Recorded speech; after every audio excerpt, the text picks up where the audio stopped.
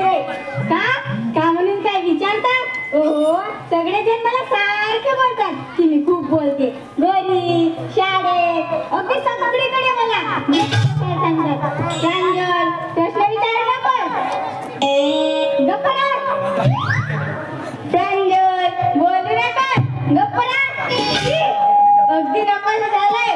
आता मला सांगा, मी लहान आहे, कित्येक गोष्टी मला माहित नसतात.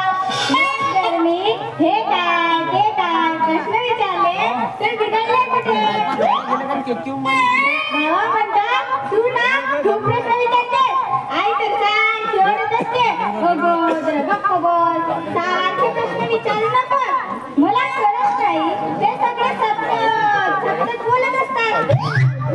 आजी आजोबा पण सारखे म्हणत असतात, जरा गप्प बोल, सारखे प्रश्न विचारू नको. आई बाबा पण बघावं तेव्हा मोबाईलवर गप्पा मारत असतात. आजी पण त्यांच्या भजनातील मैत्रिणींची गप्पा मारते. आजोबा त्यांच्या मित्रांशी तासंतास बोलत असतात.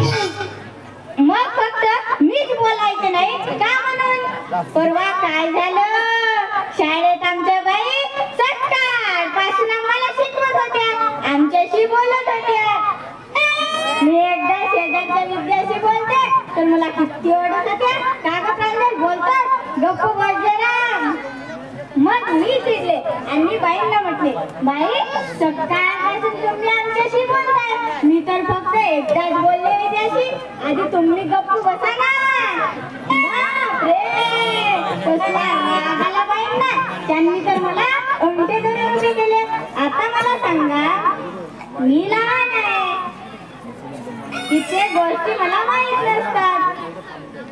मग मी आईला म्हणाली, आई विटाला म्हणजे काय कर?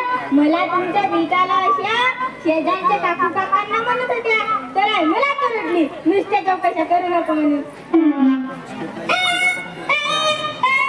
काल माझ्या मामीचं पोट दुखत होतं.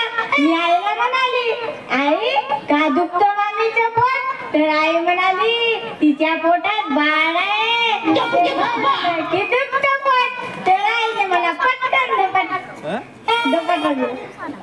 मग शेजारची आजी आईला सांगत होती की रात्रभर झोप नाही लागली, पोट दुखत होतं. तर मी पटकन म्हणाली, आजी तुमच्या पोटात बाळ आहे, की दुखतं पोट. तर आईने मला पटकन पटकला. मला कळत नाही, मी बोलले, प्रश्न विचारले तर काय बिघडले?